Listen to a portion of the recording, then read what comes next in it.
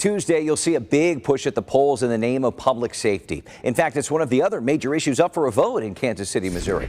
Leaders are asking voters to approve question 1, continuing an existing quarter-cent sales tax for another 20 years to help efforts at KCPD and KCFD, along with improvements to the 911 system and a proposed city jail.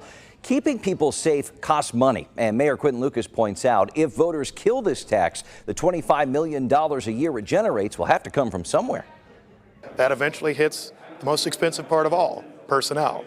Our officers, our social worker program, the very things that people said they wanted us to do, better neighborhood policing, better outreach to our kids, is the sort of thing that gets jeopardized if we don't have funds to take care of the bricks and mortar.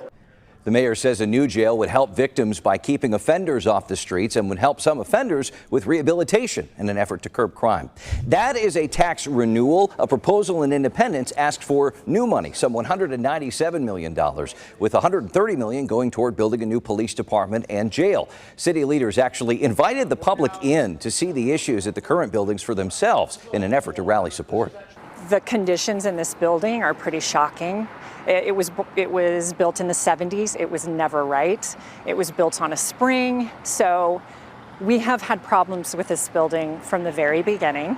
The rest of the bond money goes toward infrastructure and other improvements around town. It's split up into 3 ballot questions. We'll talk about that in a bit. The whole thing's expected to cost the median homeowner about $235 a year. Other cities and towns are also pitching public safety measures, including an extra 1% tacked on to Liberty's sales tax to help police and firefighters. A half-cent tax in Smithville set aside for public safety equipment and officer pay, along with a new animal control program.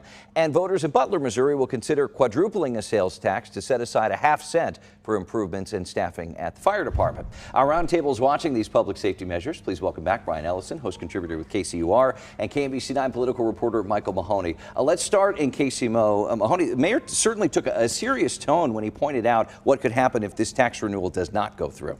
Yeah, and he should be concerned.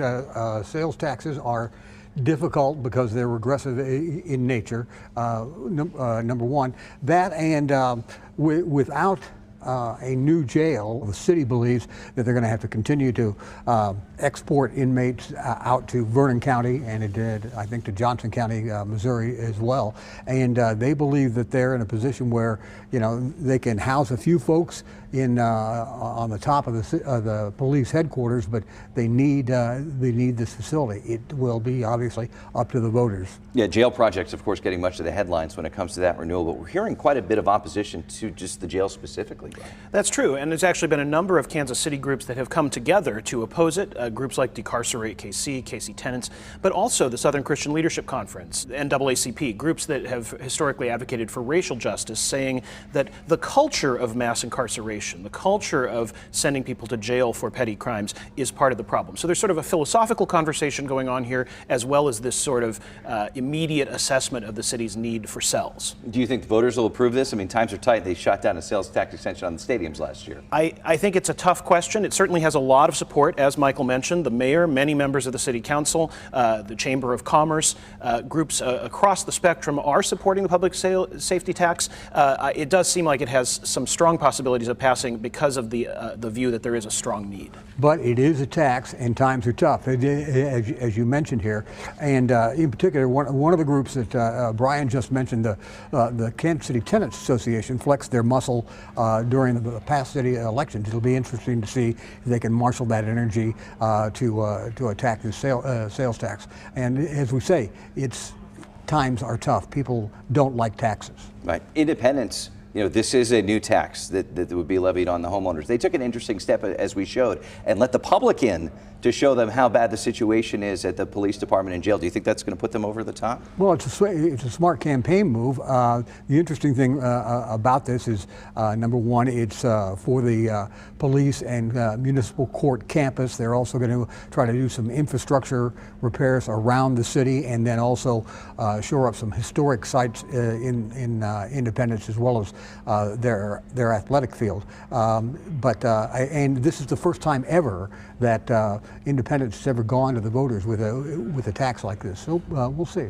We've really started to see, especially this year, it feels like many public safety measures, like that there's been this push for public safety. And we did hear a lot about that during campaigning last year as well. Well, and I think some of that is the product of a history of being hesitant to go to the voters with some of these measures. A lot of what we're talking about is deferred maintenance, and even the other elements of the Kansas City public safety tax issue besides the jail, things like some improvements to the Central Patrol Division building, body cameras for police, are things that have been talked about for years but simply not done yet. And so I do think you're right. I think the pressures will be on the cities to make the case for these issues at a time when people are now starting to turn against the idea of new taxes. Helpfully to Kansas City, and unlike independence, it only requires a simple majority to pass. That independence bond is going to require that 4/7, that 57% majority to pass. And real quickly, one element of the Kansas City, Missouri public safety sales tax is for improvements and upgrades to the 911 system, which hits everybody at home, literally, when they pick up the phone